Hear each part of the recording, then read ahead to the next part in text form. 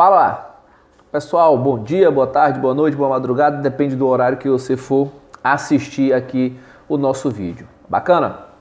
Pessoal, processo penal 2, professor Jonathan aqui. Então, vamos concluir o seguinte, na nossa prova, nós falamos só sobre a teoria geral da prova e as provas em espécie. Agora, a ementa de vocês avança para o sistema processual, mas não especificamente aqueles conceitos que vocês viram no primeiro direito processual penal, né? No processo penal 1, vocês trabalharam os sistemas processuais. Aqui, especificamente, nós vamos trabalhar processo e procedimento, mais especificamente ainda falando dos procedimentos em si.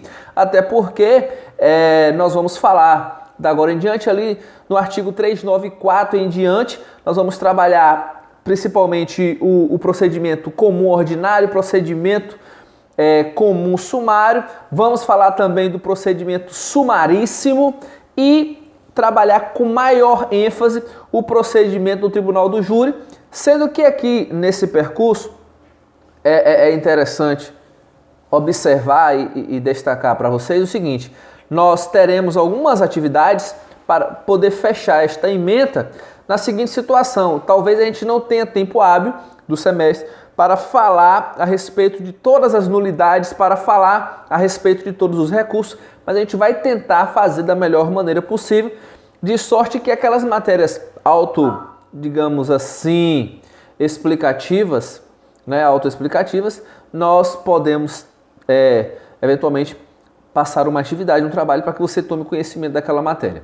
Bacana? Então hoje, né, na segunda-feira nós não tivemos aula por questões do feriado, então hoje nós iniciamos a série de vídeos voltados para a segunda prova.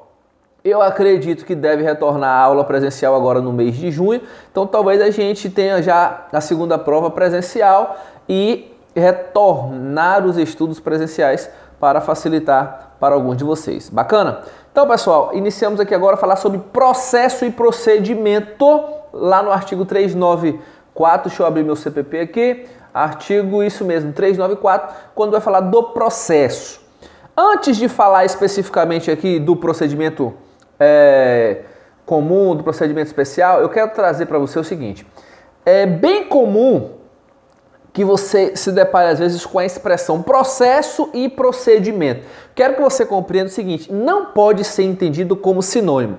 Processo não pode ser entendido como sinônimo de procedimento. Por quê? Porque no processo nós temos o quê? Nós temos ali o método utilizado, é o instrumento que vai se utilizar para alcançar a prestação jurisdicional. Tá? É o instrumento que nós teremos para a prestação jurisdicional, ou seja, determinados atos processuais serão realizados para se buscar essa efetividade jurisdicional. Em contrapartida, procedimento, nós estamos falando do rito. Procedimento, nós estamos falando de quê? Qual método que vai ser utilizado nessa persecução? Qual método vai ser utilizado? Quais atos que devem ser cumpridos? De que forma esses atos devem ser cumpridos? Qual é o prazo desses atos? De qual é a maneira, qual é a autoridade que pode determinar esses atos? Então veja, processo é algo amplo que engloba todos aqueles instrumentos capazes de quê? De conseguir uma prestação jurisdicional. Aqui eu quero até trazer para vocês aqui, deixa eu abrir aqui, vou trazer um conceito de um grande doutrinador do processo penal, que é o professor Renato Brasileiro. Quando o Renato Brasileiro traz um conceito fenomenal, que ele diz o seguinte: olha, processo é o instrumento por meio do qual o Estado exerce a jurisdição, o autor o direito de ação e o acusado o direito de defesa, havendo entre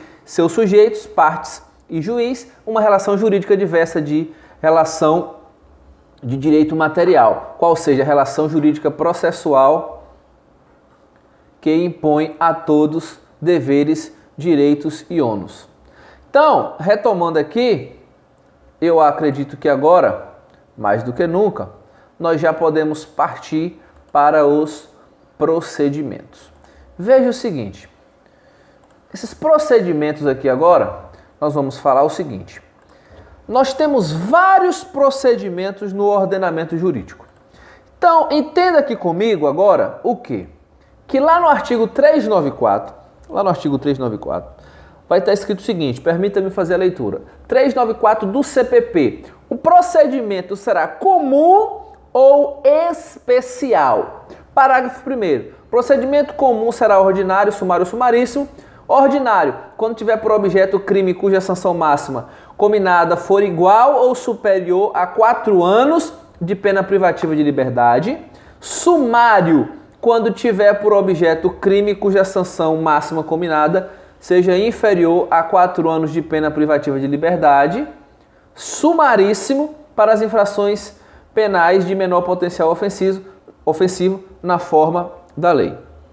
Então, aqui, o que eu quero trabalhar com vocês é o seguinte, nós falamos, desse conceito de processo de procedimento, então de modo que agora eu quero trabalhar com você inicialmente o quê? Quero trabalhar com você agora o que está disposto lá no artigo 394, onde nós vamos falar sobre o rito ordinário. Meus queridos, não tem por que você ter muito problema com o rito ordinário, de modo que você precisa memorizar alguns aspectos. Quando nós falamos em rito ordinário, nós estamos falando para você o seguinte, que a pena máxima é igual ou superior a 4 anos. Igual ou superior a 4 anos. E se eu estou lhe dizendo que a pena é igual, eu estou querendo lhe dizer que se a pena tiver 4 anos, vai ser o procedimento comum ordinário.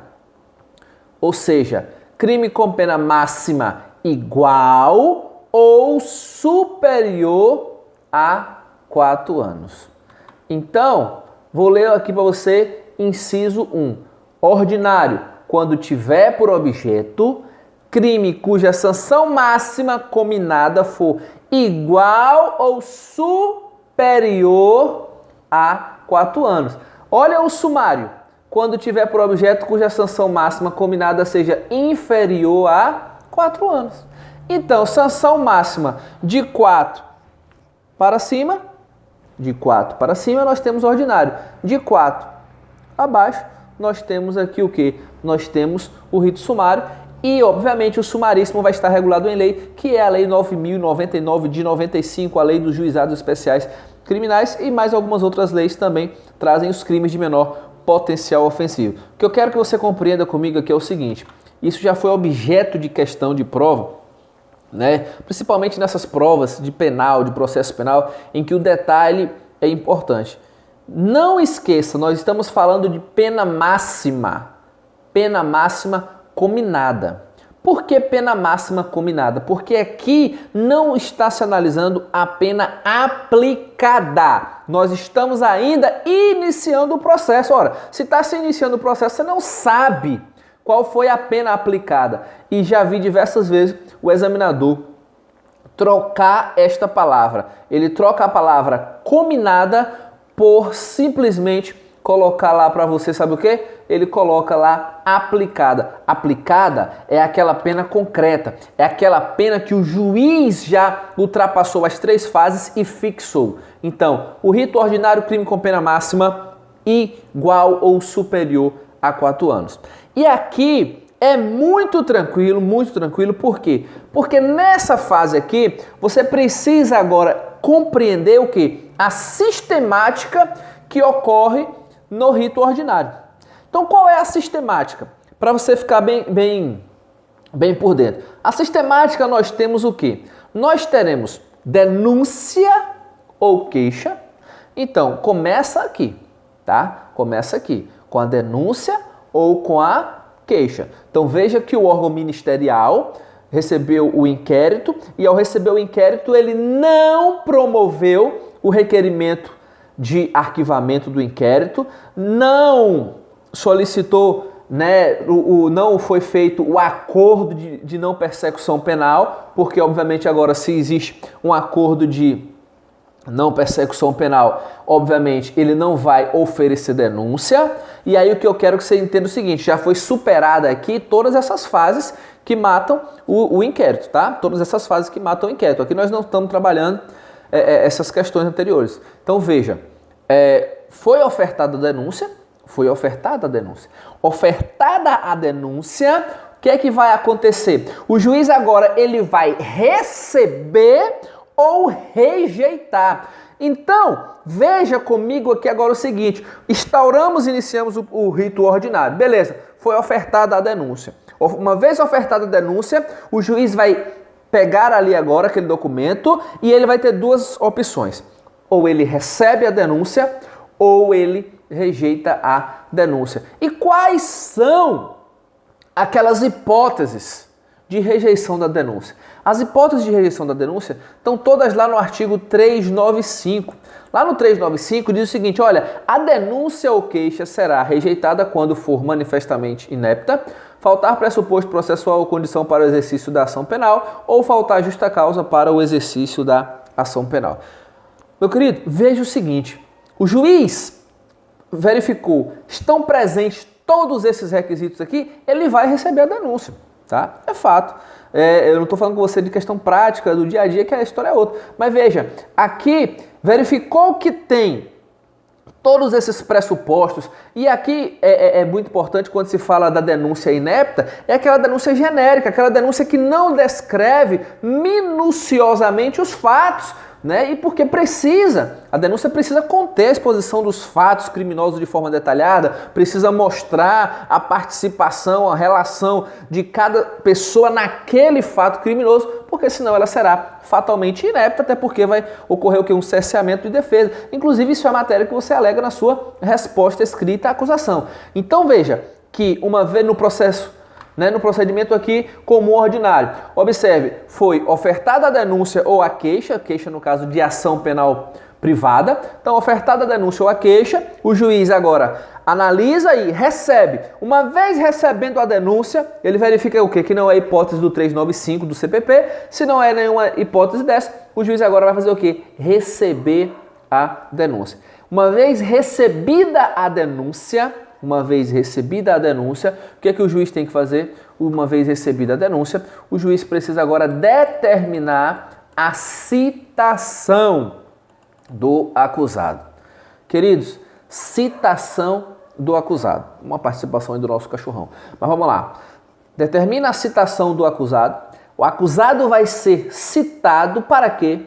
Para responder à acusação por escrito, artigo 396 e 396A do CPP. Isso aqui você já ouviu diversas vezes na sua matéria prática penal. Então, a lógica é essa: ofertada a denúncia, recebimento, citação. Lembre sempre que o réu preso ele tem que ser citado pessoalmente, tá? O réu ele tem que ser citado pessoalmente. O réu preso ele tem que ser citado pessoalmente. E aqui veja o seguinte: nós temos obviamente que se citar o réu em outro local, ele vai ter que ser citado por carta precatória. E eu quero trabalhar com você aqui o seguinte, essa citação, nós falamos de quê? De uma citação válida. Nós falamos de uma citação válida. Então é preciso que seja uma citação válida para, a partir desta citação válida, poder o quê? Contabilizar o prazo para a resposta escrita à acusação. Então, veja que agora, nessa resposta escrita à acusação, a lei diz que você pode alegar o quê? Tudo. A lei diz que você pode alegar tudo que importe a sua defesa. Vou ler para você o 396, que ele diz justamente isso. Olha, 396, me permita aqui... 396. Vamos lá. No procedimento ordinário e sumário, oferecida a denúncia ou queixa, o juiz, se não a rejeitar liminarmente, recebê-la-á e ordenar a citação do acusado para responder à acusação por no prazo de 10 dias. Beleza? No caso de citação por edital, o prazo para a defesa começa a fluir a partir do comparecimento pessoal do acusado ou do defensor constituído. Isso aqui é importantíssimo. Importantíssimo que você compreenda o seguinte, importantíssimo que você compreenda o quê? Que nós temos um prazo de 10 dias e esse prazo de 10 dias, obviamente, é a partir daquela citação válida. E lembre que a lei teve uma alteração em 2008 justamente para alterar essa situação. Veja que se o réu não foi devidamente citado, ele não foi devidamente citado, o que vai acontecer? O processo vai ter que ficar suspenso, se ele não foi devidamente citado, tá? Se ele não foi devidamente citado, por quê? Porque vai acontecer isso aqui, ó.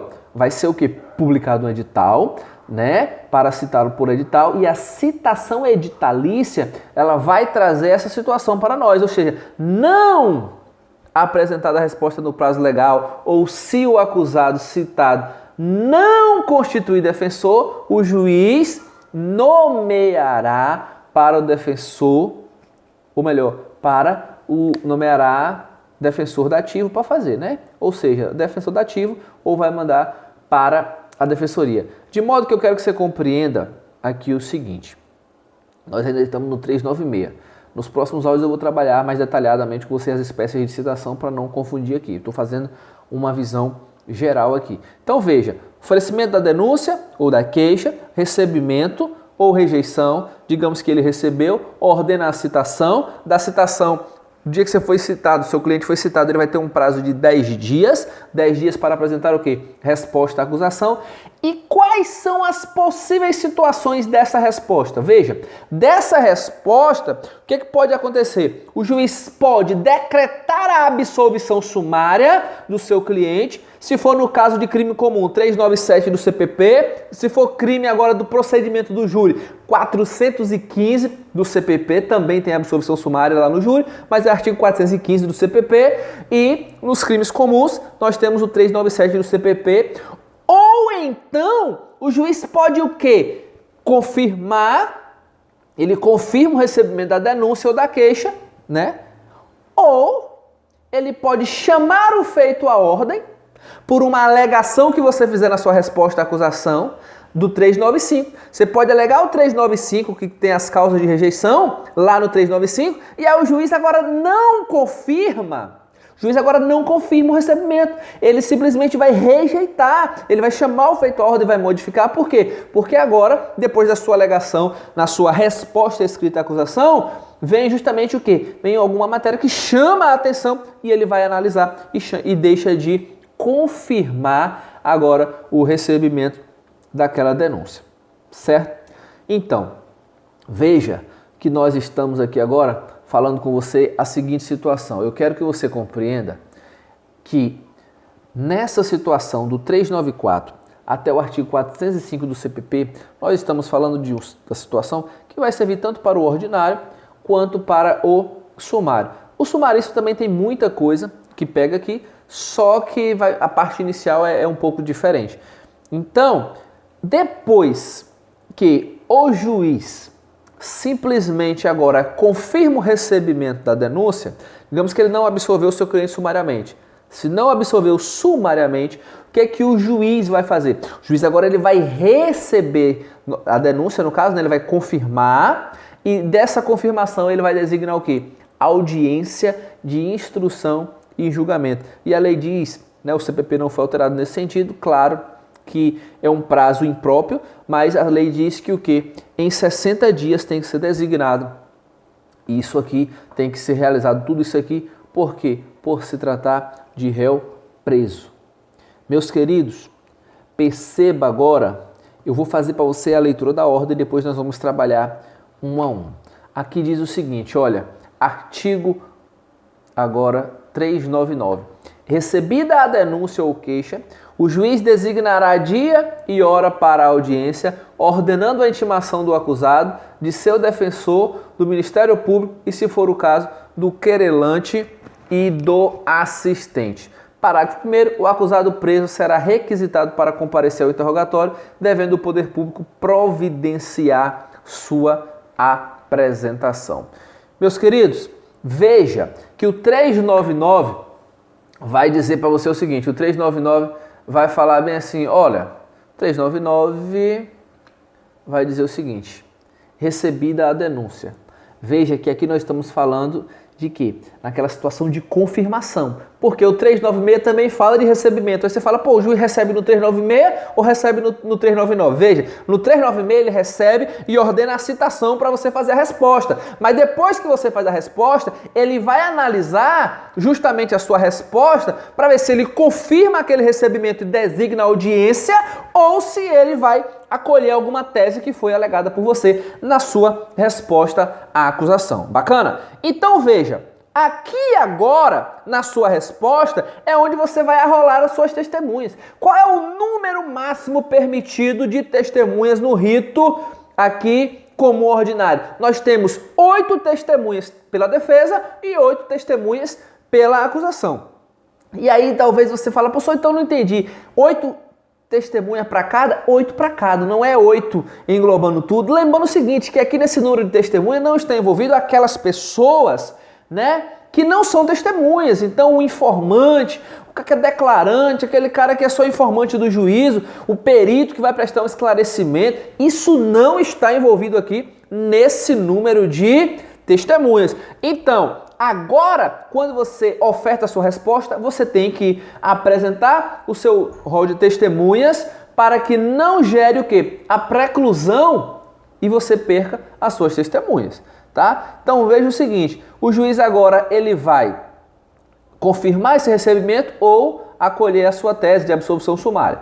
Mas vamos lá, digamos que ele agora tenha recebido, né, tenha confirmado, aí o artigo 400 do CPP vai trazer toda a ordem processual para nós de quê? Da audiência de instrução. Vou ler o artigo 400 que diz o seguinte, olha, na audiência de instrução a ser realizada no prazo máximo de 60 dias, proceder-se-á a tomada de declarações do ofendido, a inquirição das testemunhas arroladas pela acusação e pela defesa, nesta ordem, ressalvado o disposto no artigo 222 desse Código, bem como os esclarecimentos do perito, as acariações e o reconhecimento de pessoas e coisas, interrogando-se em seguida o acusado. Meus queridos, aqui, para a gente não ficar com o slide, ou melhor, com o vídeo muito grande, né? Eu vou trabalhar nos próximos slides para você as especificações da citação, a forma da citação, tá? Para você ter uma noção filé da citação e depois a gente vai especificar o que acontece pausadamente na audiência de instrução, tá certo? Então, só finalizando, inicialmente nós falamos processo e procedimento, aquela diferenciação, e iniciamos o procedimento comum ordinário. No próximo vídeo ainda continuamos o procedimento comum ordinário, mas para finalizar as situações que vão percorrer todo esse seu procedimento. Bacana? Um forte abraço e bons estudos a todos.